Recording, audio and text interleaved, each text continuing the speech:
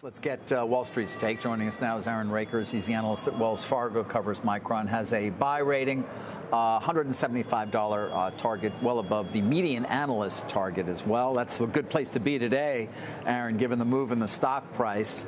They seem to have surprised many of those who follow them with that guidance. Is it sustainable?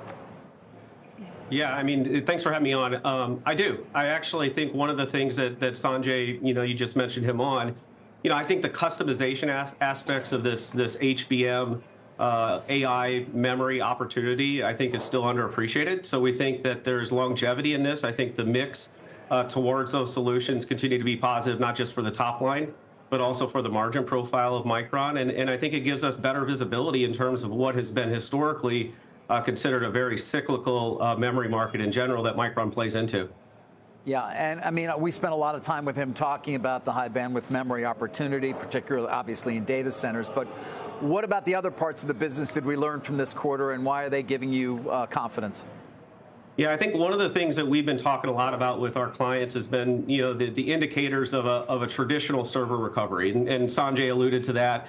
We saw server volumes down significantly last year as a lot of spend went towards AI.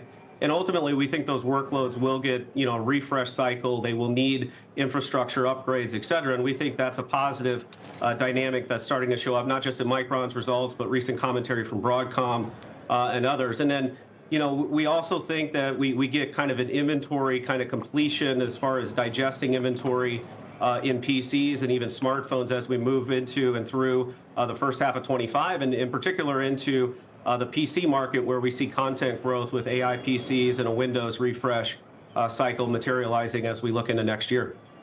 So you cover all these sexy names: NVIDIA, Dell, Marvell. They're all AI plays. Where does Micron rank in terms of beneficiaries for the big step up in AI demand? Yeah, so we entered this year and we stick by it, that Micron's our top idea.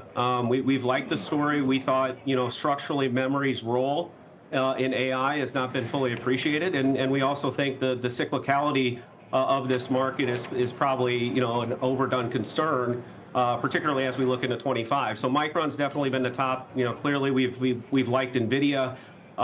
We've liked AMD as well. But we still think the memory space is probably underappreciated from the underlying fundamentals and lessening cyclicality. Aaron, appreciate the snapshot. Thank you. Thanks.